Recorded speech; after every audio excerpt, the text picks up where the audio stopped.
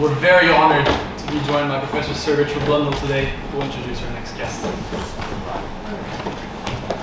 Well, thank you very much. It's great to see you all.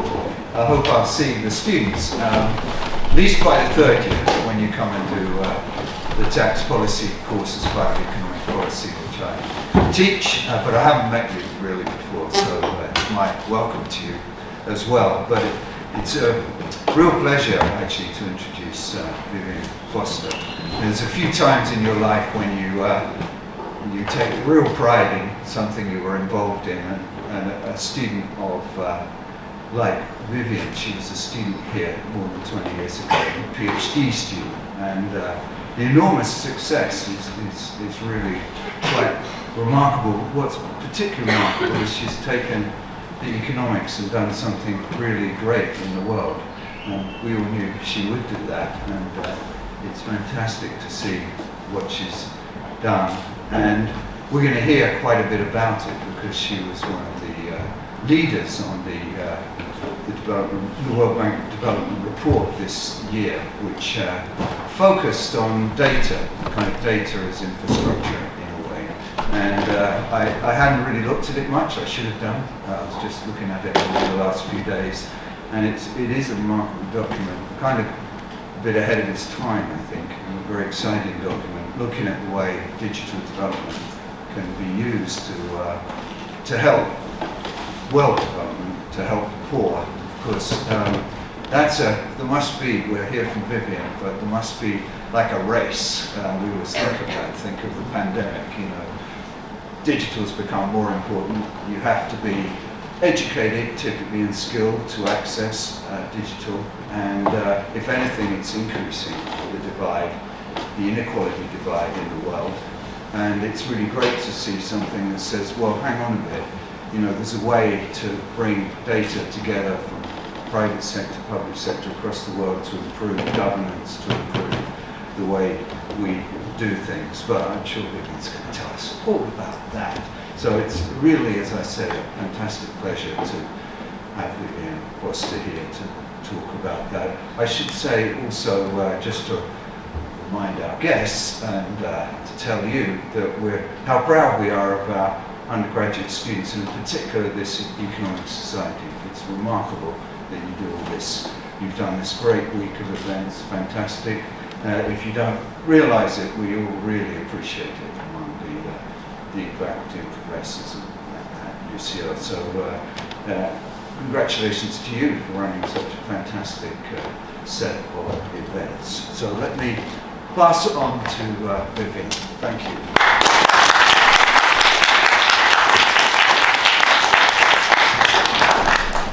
Thank you so much, Richard. It's really a pleasure, an honor, and a very pleasant surprise to see you again after more than 20 years. As Richard mentioned, I did complete my doctorate in economics here at UCL towards the end of the last century, under the capable guidance of Professor Richard Blundell, and also my co-supervisor, the late Professor David Pierce, who I'd also like to recognize and remember today.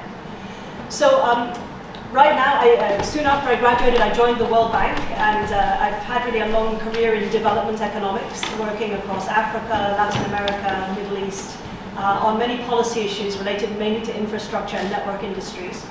And I'm here today to talk about the World Development Report 2021 on behalf of also my co-directors, Robert Cull and Dean Jolliffe, who co-authored this report. As you probably know, the World Development Report is sort of the flagship piece that the World Bank puts out every year in the knowledge space. And each year it's on a different topic that's deemed to be of policy relevance to developing countries. And for the year 2021, particularly at the instigation of Penny Goldberg, who was then the Chief Economist at the bank, the topic of data was selected. Now, I often get the opportunity to give this presentation, but not always to an audience of economists. So what I'd like to do as we get started is to give you a little bit of a preamble on the economics of data before we go into the report itself, which you're going to find is a much more kind of policy-oriented piece. So let's maybe start with something that you're going to see almost every day when you open the newspaper. You're going to find articles telling you here, data is the new oil of the digital economy. I'm sure you've seen that. But there's a bit of a debate about it because The Guardian, for one, doesn't seem to agree. Data isn't oil. Whatever tech commentators tell you, it's people's lives. Or others are a bit confused. Is data really the new oil of the 21st century? So question, what do you think? Do you think that oil is a good economic analogy for data, given that it's fueling all the economic activity that we see in digital platforms? Let's have a show of hands. Is it a good analogy or not? Okay, you're not convinced at all. Very good. Because I actually think that it's not a particularly good analogy. And the reason for that, of course, is that oil is an exhaustible resource and data is infinitely reusable, right? So the analogy breaks down right there. So if we're going to understand data, we need to understand this data life cycle. The data is created usually by a particular agent for a particular purpose. It gets processed and used.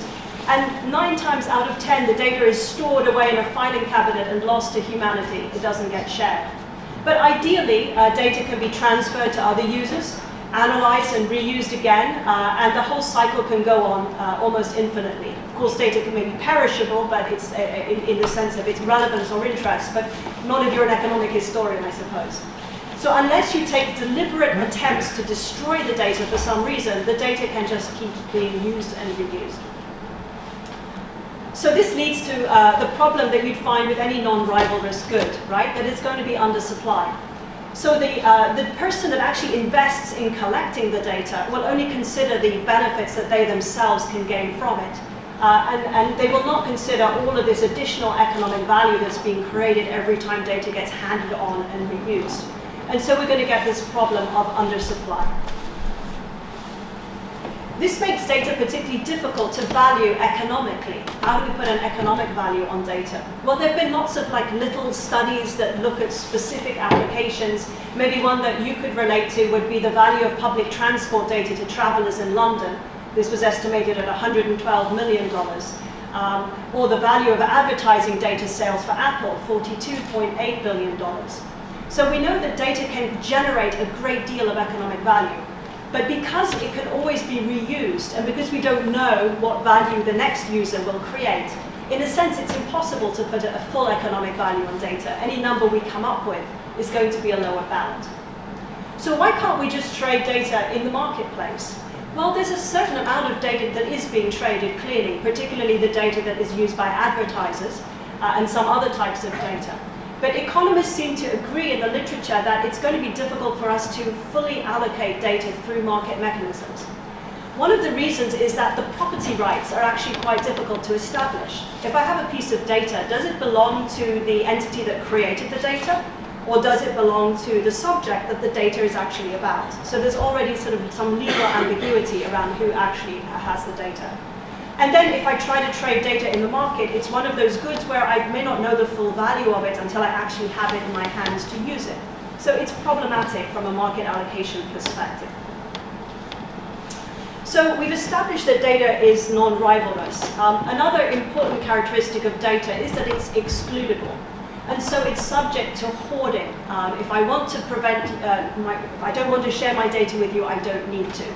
And so that all that economic value that can be created as data goes round and round the circle often just doesn't get created at all. And we get the problem of data hoarding, as you can sort of see here.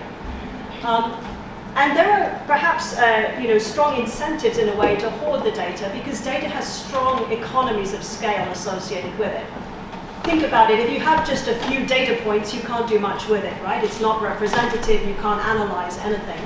As your sample size increases with more data points, the value of the data suddenly becomes much, much higher because it's going to generate meaningful representative insights about your population. And of course, beyond a certain threshold, the law of large numbers is going to start kicking in, and the value of incremental data points may be quite low. However, with the advent of artificial intelligence and machine learning, what we're seeing is that that whole curve, in a sense, has shifted to the right. Why? Because machine learning is very data hungry, and the kinds of sample sizes that you need in order to do increasingly sophisticated algorithmic inferences is getting larger and larger into millions and millions of data points. So those economies of scale, the point of those economies of scale, that steep part of the value curve is shifting to the right. In addition, we're experiencing a lot of economies of scope in data. So data becomes more valuable if I can combine it with a different type of data.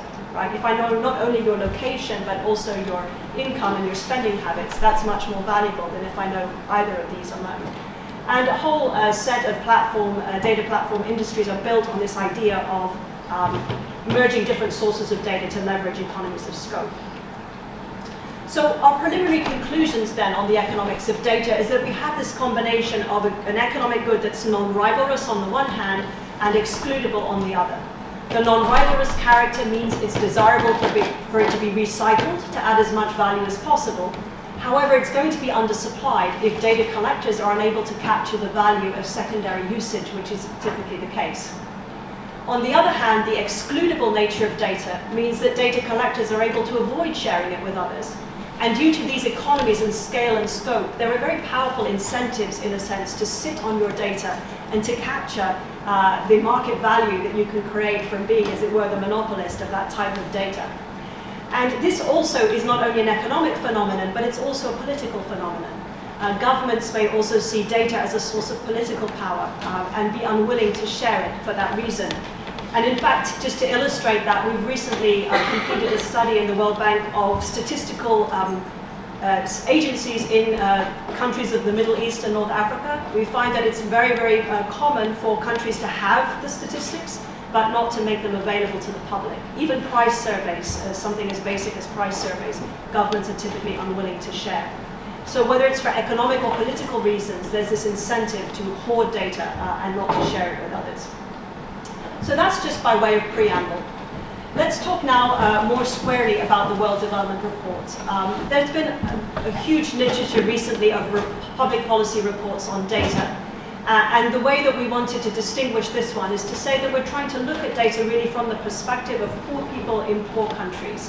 What does data bring to that particular agenda? So let's look at a very concrete example. The Indian state of Odisha is subject to dramatic hurricanes and cyclones. And in 1999, one of these incidents led to 10,000 fatalities, a real human tragedy.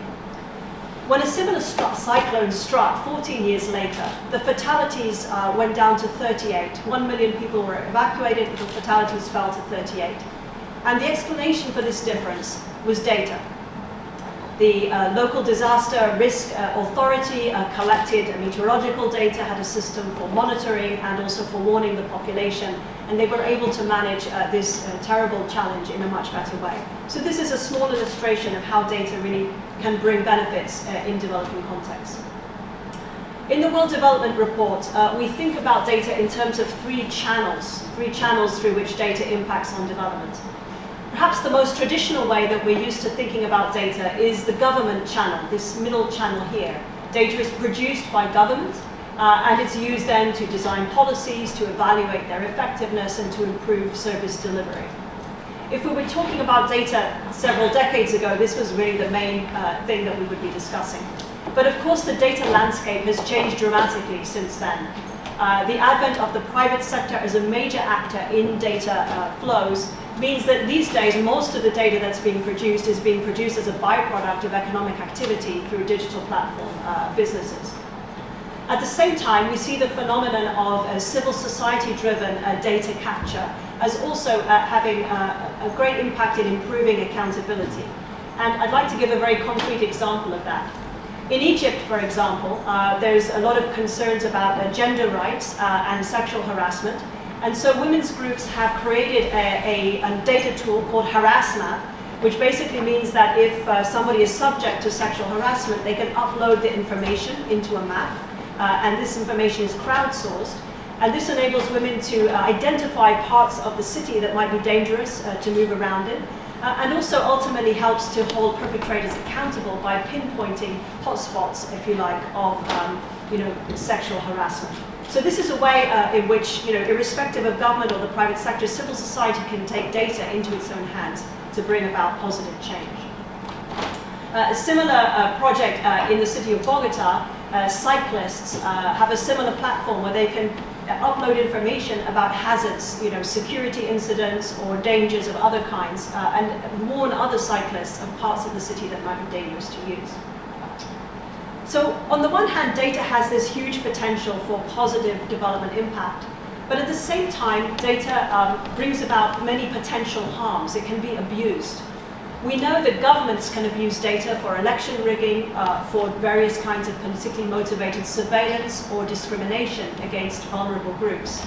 And so there's a dark side of government use of data that we need to be aware of. At the same time, the whole area of cybercrime, the dark side of the internet, is another way in which data can be abused for criminal activity.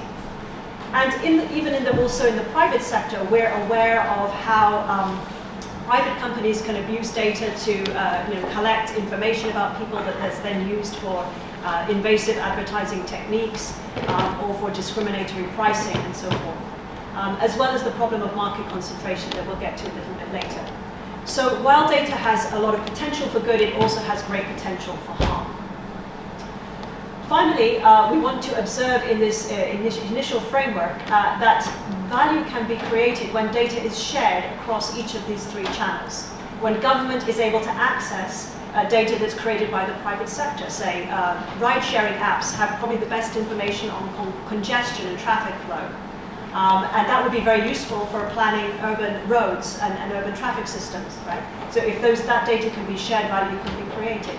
Government also has many foundational data sets which are of great value to the private sector, and so on. So the more that data can move vertically between these different channels, can be reused and combined, the greater the value that can be created.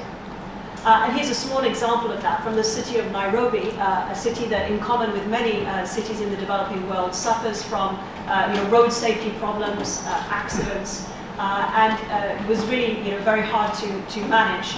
A project that digitalized police records and combined them with crowdsourced information from social media conversations about traffic accidents was able to identify that 5% of road length experienced 50% of road traffic deaths. These are the orange dots on the map. And therefore, road safety measures could valuably be concentrated in those particular locations. So here's an example about bringing the social media data together with the administrative records of the government. So if we have this problem of data being a double-edged sword, how can we navigate this? How can we get the positive impacts of data while avoiding all of these potential harms? Well, the World Development Report argues that what we need is a new social contract for data. We're very familiar with the idea of the social contract as the fundamental political bargain that underlies any society. And in the case of data, we argue that there are three important elements of any social contract: value, trust, and equity. By value, we mean that data systems should be set up in such a way that the economic and social value that comes from sharing, reusing, and combining different data sources is actually allowed to be captured. The data is allowed to move around. At the same time, we need to provide trust in the system. If people feel that their data is going to be used against them, then they're going to be unwilling to share it with others. And so it's important that personal data and the data infrastructure which carries it is protected from misuse, including discrimination and potential cybercrime. And finally, equity. As we'll see in the latter half of the presentation, the availability and access to data is hugely skewed towards the higher income countries. And if the benefits of the data economy are to flow equitably across the world, we need to have data capture, infrastructure, and trade that includes poorer communities and countries with more of a level playing field internationally. So the social contracts are useful kind of abstract framing of the data problem. But what that means in practice is a lot of nitty-gritty work to improve data governance arrangements across the developing world. So we're going to talk a little bit here around the four key pillars of data governance, which are going to be infrastructure policies, laws and regulations, economic policies, and institutions. So let's talk first about infrastructure policies. In the case of infrastructure, the infrastructure is a key contributor to ensuring equity in the global data system. And that means equity for people, but it also means equity for countries at the national level. In order for people to be able to both access data and the value that comes from data, but also contribute their own data and actually be taken into account and captured in the data system, they need to have access to broadband infrastructure. In addition, all countries need to have access to domestic data infrastructure. When it comes to universal access to broadband infrastructure, we've made a lot of progress. We have close to 90% of the world's population lives within range of a 3G broadband signal. However, we still have about 40% of the world's population that, despite having access to the signal, doesn't actually make use of data services. And here's some concrete examples, illustrations from Africa. So here you can see the percentage, the population, the 100% of the African country's population divided into three areas, blue, green, and orange. So the blue area is the population that's connected. The orange area is the population that's beyond range of the signal. So in countries like South Sudan or Guinea or Niger, you can see large proportions of the population don't even have access to broadband signals. That's the orange area here.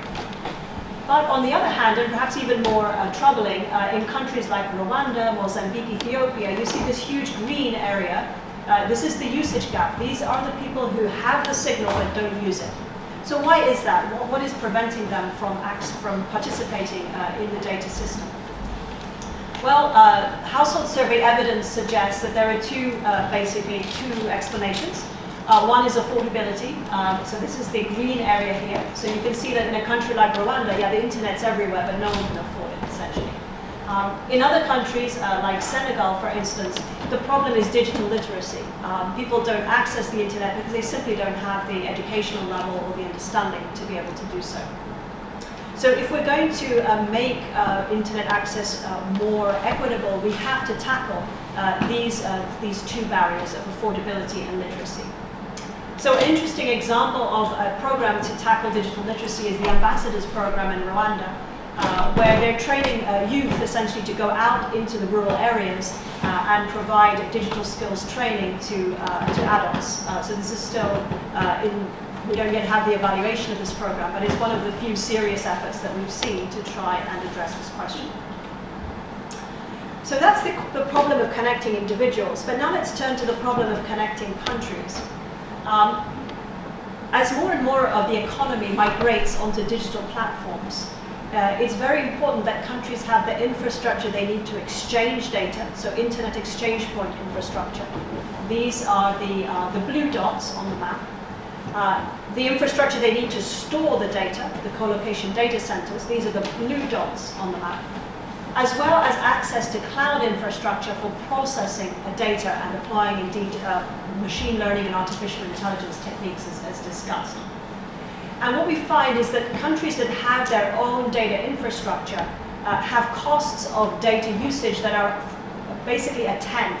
So it's 10 times more expensive to do all of those things if you don't have your own data infrastructure. Why? Because you're sending your data continuously overseas to use overseas infrastructure and then bringing it back into your country. So it's a huge disadvantage.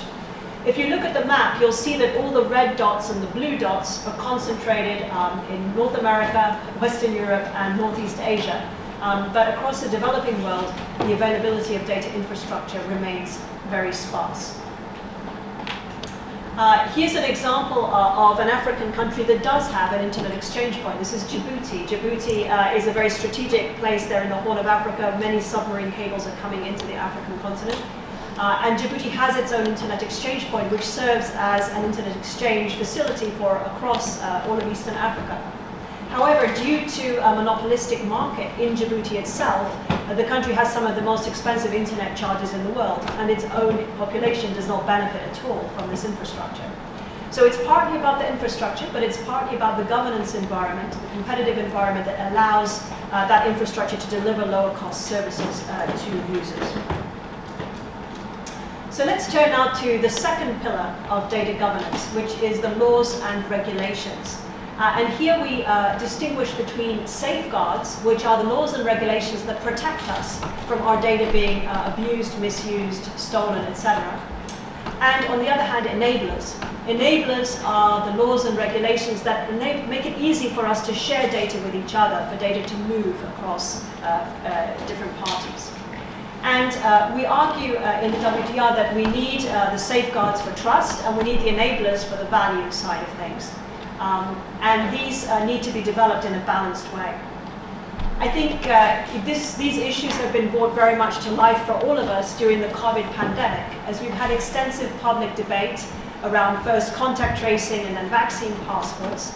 It was clear that sharing information from cell phones with public health authorities, a clear example of private sector data being shared with the public sector, was potentially very important for public health management.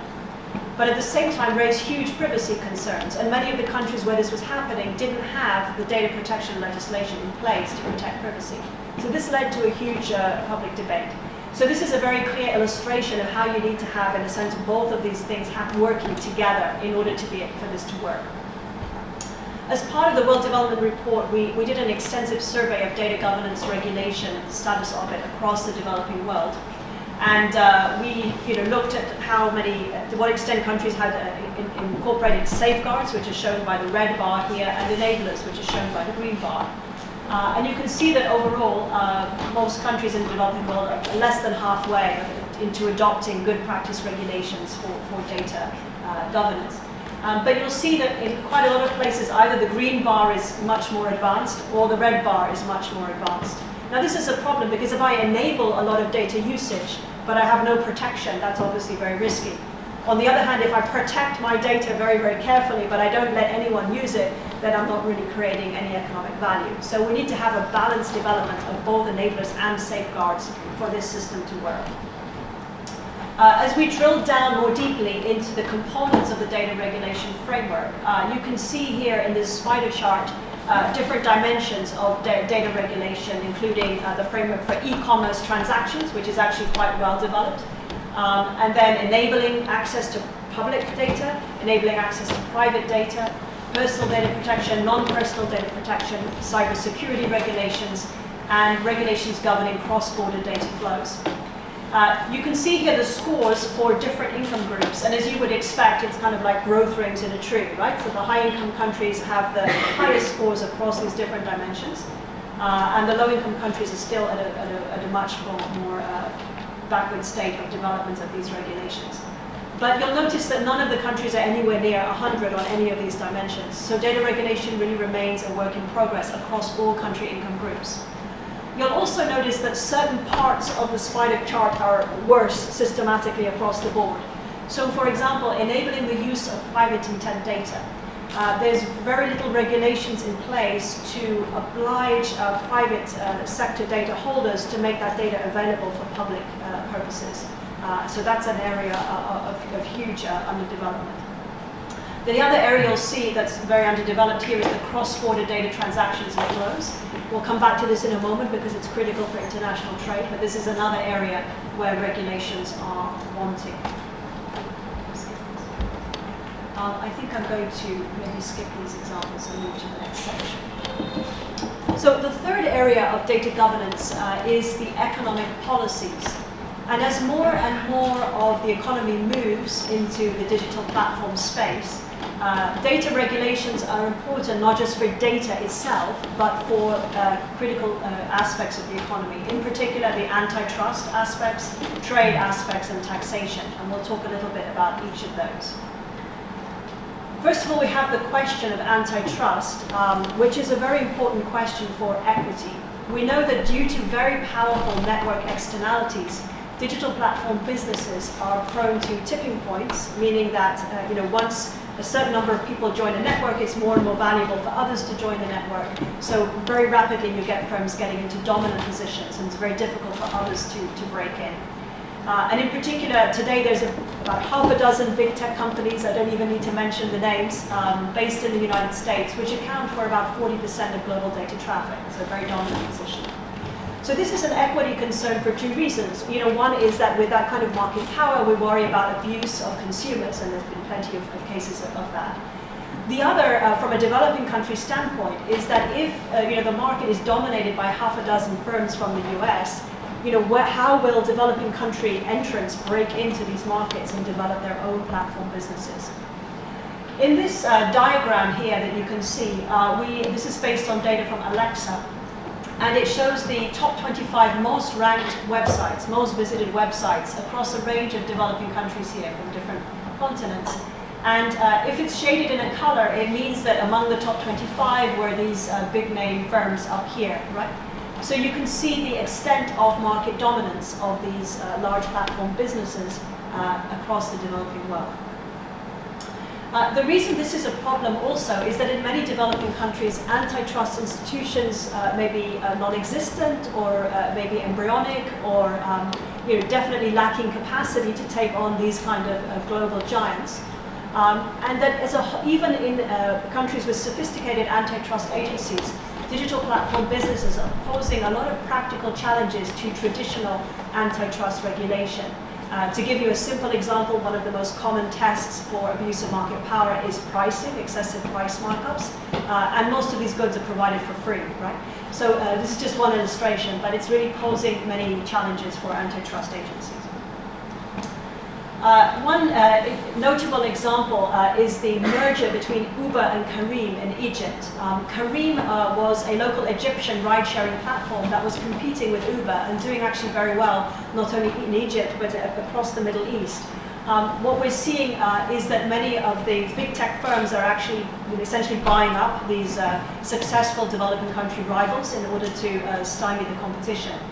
In this case, the Egyptian regulator did try and put quite a lot of data remedies on the merger. The merger was allowed, but the merged company was obliged to share the data about its trips and its points of interest with other players in the market. So this is one way in which data regulation can be used to dilute market power.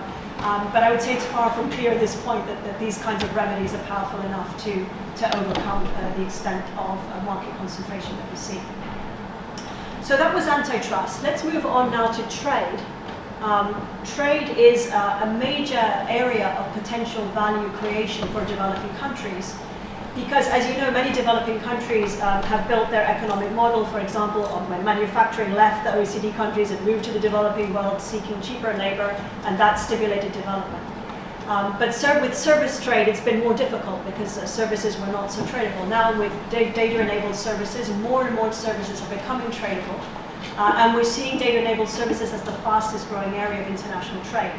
It might surprise you, for example, that in a country like the Philippines, trade in data-enabled services is larger than trade in agriculture as of today. So it's really a very important economic opportunity. But in order to do this trade in data-enabled services, obviously data has to move across borders. And so the question becomes, what is the right regulatory regime for data to move across borders? What we find is that if we look across the world, there's essentially three different regimes for cross-border data movements. At one extreme, in turquoise on the map, we have the United States, which is a completely liberal regime. There is no government involvement at all. Data can simply move backwards and forwards. And you can see that that regime is present also in certain parts of the developing world. At the other end of the spectrum, we have China and Russia there in purple, which are pursuing a kind of data localization type of approach, or we call it limited transfers. What this means is that the government is requiring that all local data must be stored on local servers, and there are also government approvals required for cross-border movements of data. It's not that it's impossible to move data across borders, you can, but the regulatory costs are really quite high. And you'll notice that a number of other developing countries are following the lead of China and Russia. So you see here Indonesia, you see Vietnam, you see Kenya, Nigeria, Ghana, Tunisia, feeling that this data localization is a good policy. And maybe this is something we can come back to in the discussion, because the argument that the developing countries are making is that my data is flowing across borders, it's just moving, and foreign multinationals are getting value out of it.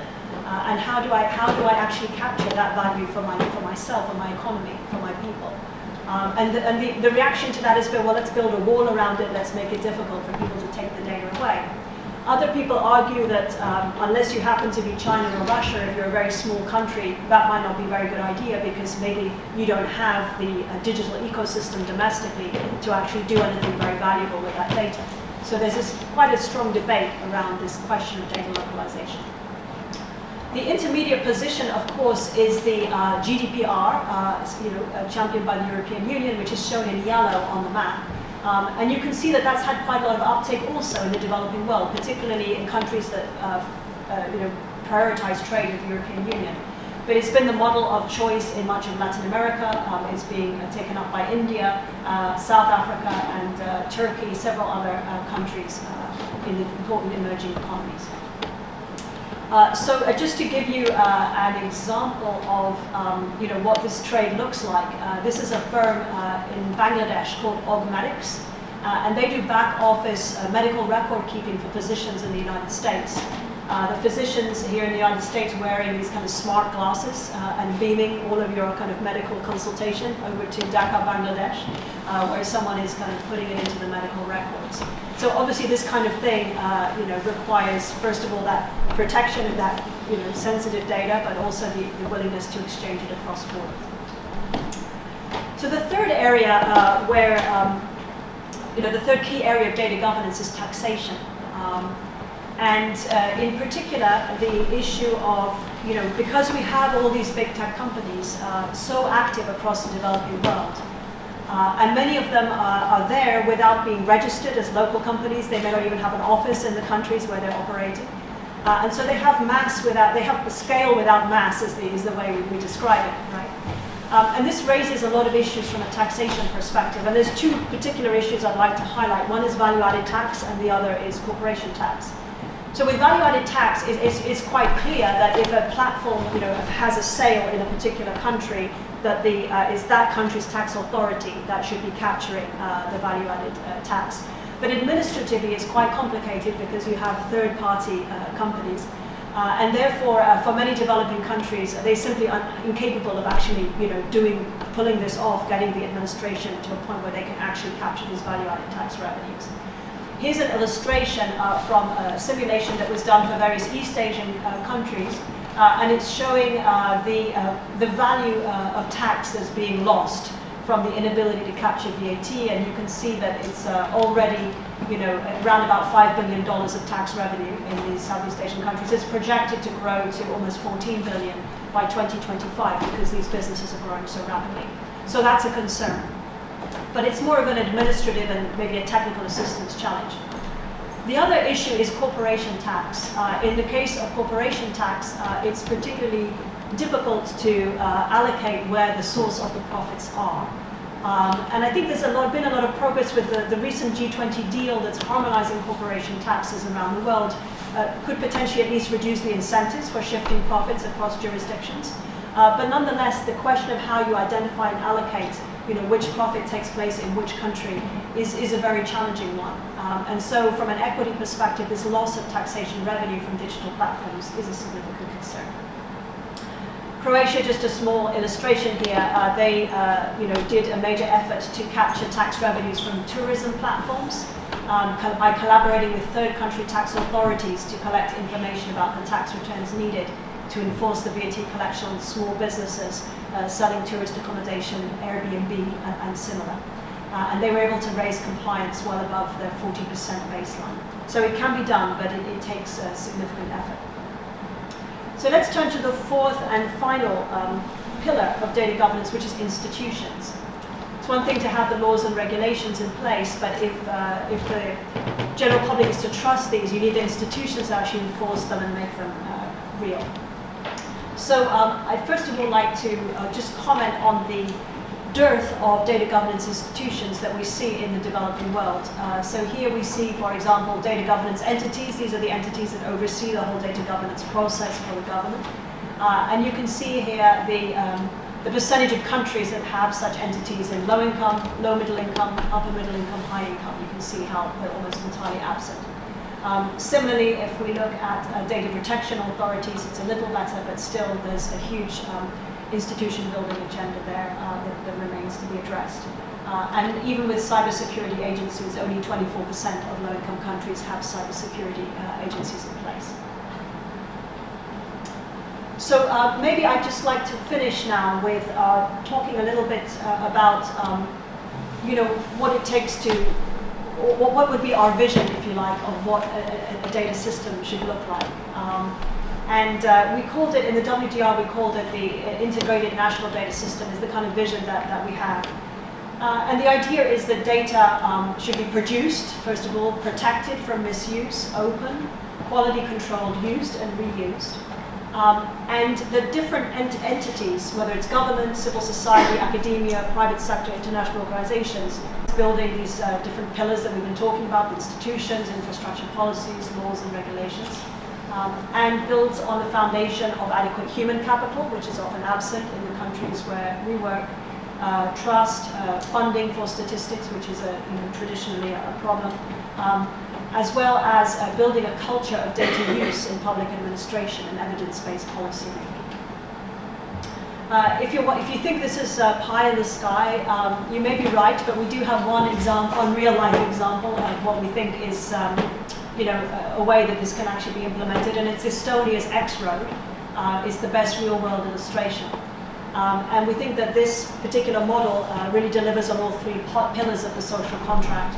It creates value by having open source data exchange that links public and private data sources.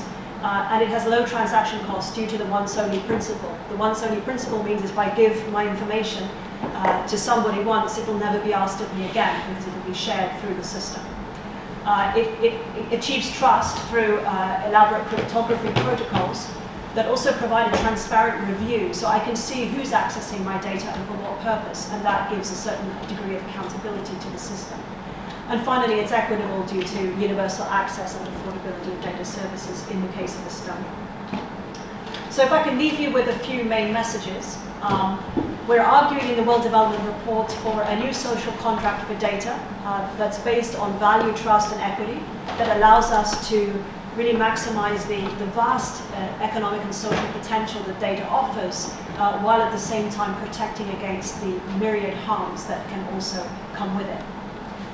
We are emphasizing that the world as a whole still has a long way to go on data governance, even the high-income countries, let alone the countries where we work, some of the poorest countries in the world, where data governance is still very much in its infancy. We're also highlighting that data governance is not just about data, it's actually really the key element of the enabling environment for the digital and data-driven economy, and it has very important economic implications, as we've seen, for competition, trade, and taxation. We've also like to highlight, and I didn't talk about this so much, that data governance is partly a national problem, but there are also very strong international dimensions to it. And that includes bilateral collaboration. We talked about bilateral collaboration between tax administrations, for instance, but also law enforcement agencies on cybersecurity, or indeed antitrust agencies on competition cases. So there's a bilateral angle. There's also an angle of regional collaboration, particularly with regard to development of data infrastructure. In many developing regions, countries are too small to build their own data infrastructure, but it's possible to think about data infrastructure on a regional scale. And when markets are so small, the regulatory harmonization of the data system at the regional scale can also help by creating a sort of single digital markets to increase access to scale economies for very, very small countries. And finally, at the global scale, it's important to have global agreements on the taxation of data, on cross-border rules for data exchange, and indeed on harmonization of technical standards that allow interoperability and smooth flow of data across borders and across entities. And finally, we leave you with that aspirational vision of an integrated national data system. We need more Estonias, but we still have a long way to go before we get there. So thanks very much, and delighted to take any questions.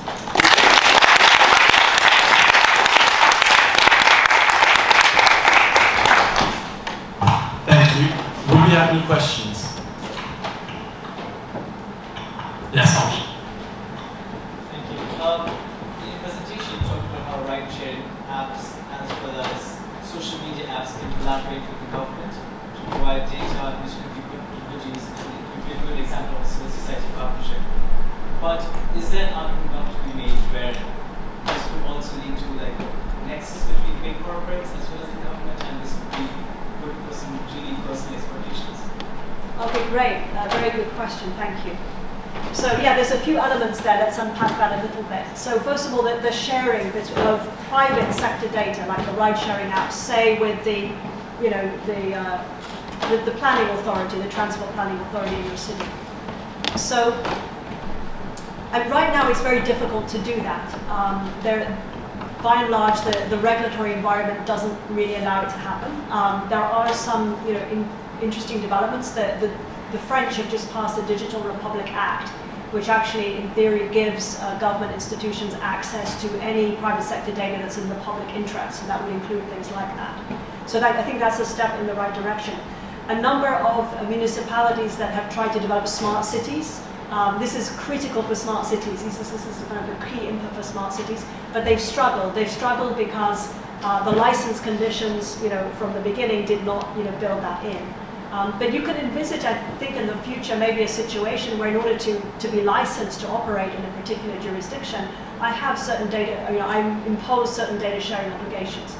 Of course, the private sector, complains bitterly because they say this is, competitive, commercially sensitive, and it's critical for competition and so on. But there are certainly ways that could be dealt with, I think. And I feel that right now, I think the public sector was just, back-footed.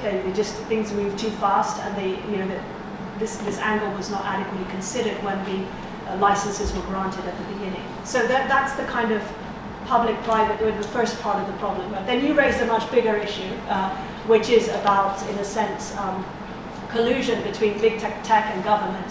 So I think, to be honest, I think that's happening anyway, irrespective of this. The sheer kind of power that's been concentrated in these companies, really gives them very powerful, influence on government, and it's well documented in the US. Their participation in lobbying, funding of parties, and so on.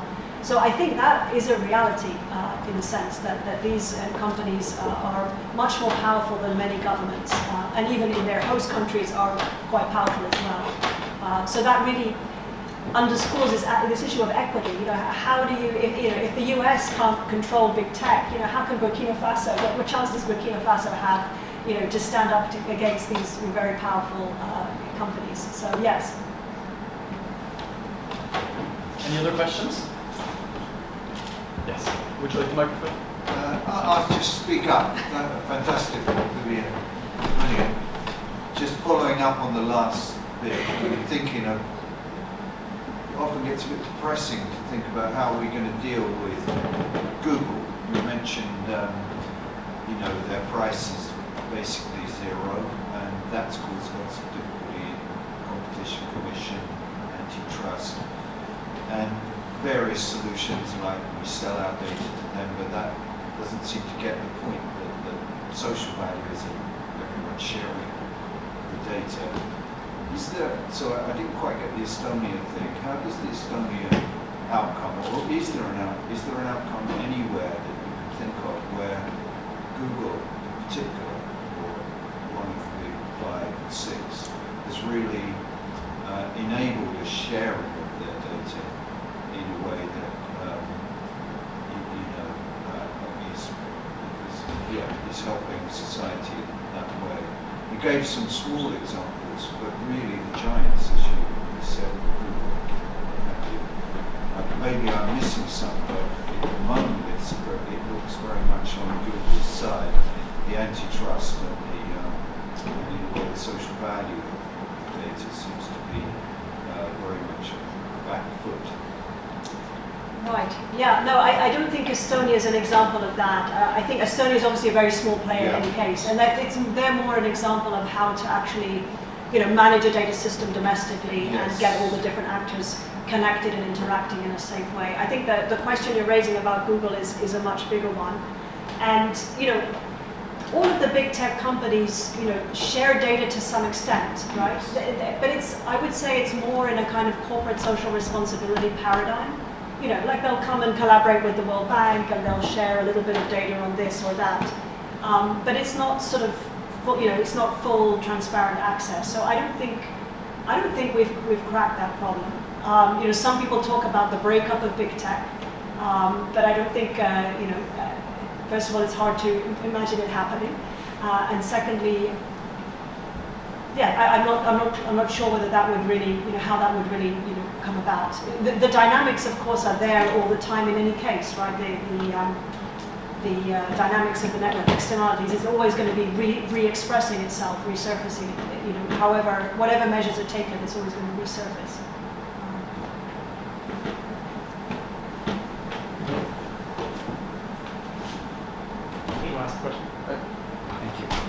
Vivien, I wonder, since we are the economist society, and you have many students, from economics, obviously, and you mentioned the data governance and has some important economic implications.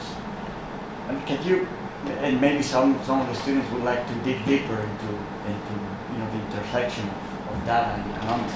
Are there any particular areas where you think they should or they could explore and dig deeper in terms of future research for them? Okay, that's a great question, thanks. Well, I want to go back to the data as oil that I opened up with. And you were not at all convinced by the analogy, and we sort of debunked it fairly quickly. But if you're a developing country with oil, multinationals will come and invest in your oil sector, right? That's happened all over. And usually your government will have some kind of, some way of benefiting from that, right? There'll be royalties that are applied to the oil sector, there'll be production sharing agreements. You will get some kind of stake in that oil development, even if it's being developed by a foreign company.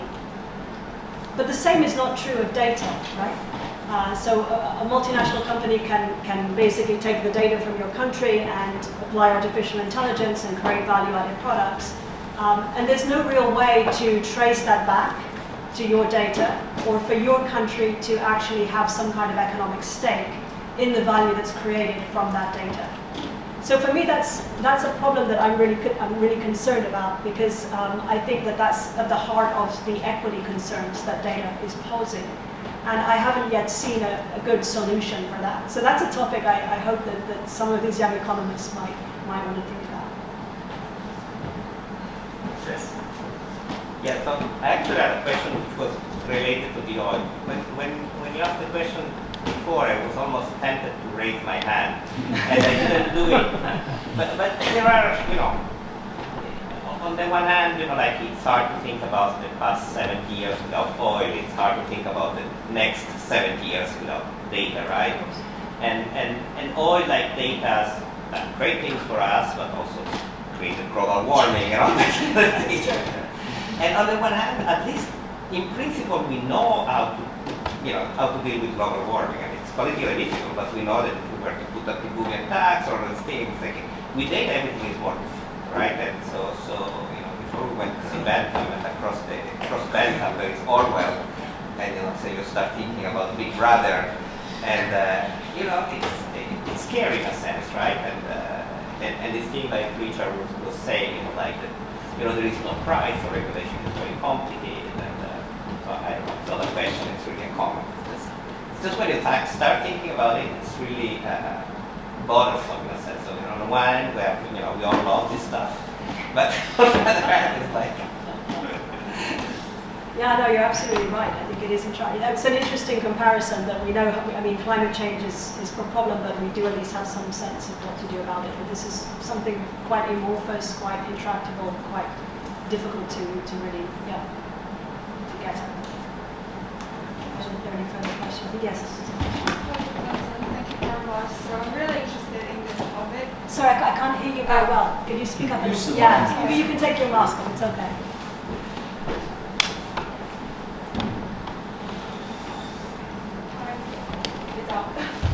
I'll take it off now, so sorry. So thank you very much for the talk. It's really interesting, and I'm really interested in the 5G era. So especially in terms of autonomous vehicles, actually. Autonomous vehicles? Yeah. Mm-hmm. So 5G. Yeah, 5G.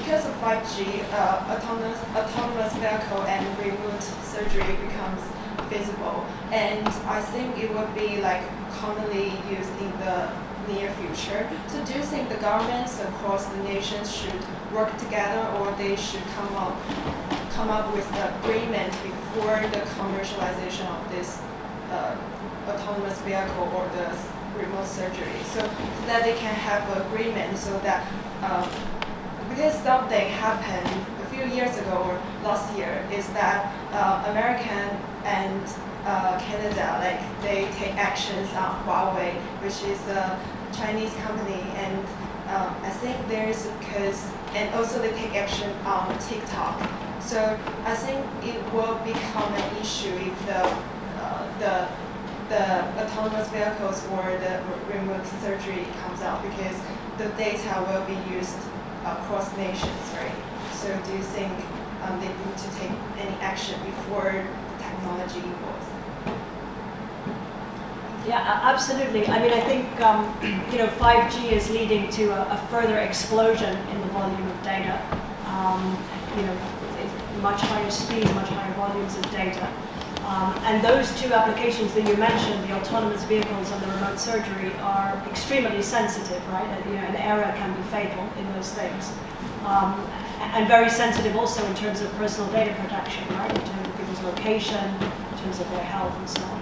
So I think to me 5G, it just makes all of these issues even more important and even more acute than what we currently have. I think it's a difference of degree, if you like, rather than a difference in kind. But that's why I think it's important to have adequate data protection arrangements in place when the data moves across borders. Because otherwise, the level of it, and also the cybersecurity aspect as well, right? Because if the data can be hacked or interfered with, then obviously a great harm can be done to the people involved. So that's another huge challenge. We haven't talked much about cybersecurity, but actually that's a major concern. So that's what I would say on that. Thank you. Hi, thank you very much for your talk. Could I ask you questions about the presentation of the data so far? The way of the presentation of the data. From the second slide, is the improvement of data science did save people's life, but nowadays the COVID-19, the number goes really large, and people be more indifferent with current statistics. Do you think there's a problem with the way of the presentation of the data so far, or do you think there's need an improvement of it? I want to make sure I've understood the question. You're talking about the presentation of data about the pandemic? The large number. Or I think how people interpret the data. Yeah.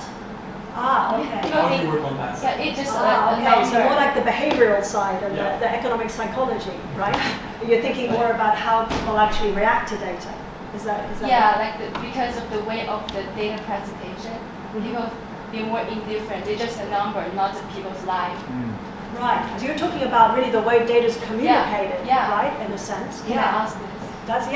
Well, I think it's a very important question, certainly. But I mean, I think what you're pointing to is that statistics by themselves don't necessarily motivate behavior. You need to be able to convert them into a message that people understand and that people relate to, right? So I think there's a whole, the data is the raw material, but then to actually bring about social change in some way, you need a message or some kind of finding that captures people's imagination, right, that they can relate to. That's certainly true. We also know that there are distortions in perceptions, right? We know that people deal very badly with very, very low probability events. They tend to overestimate.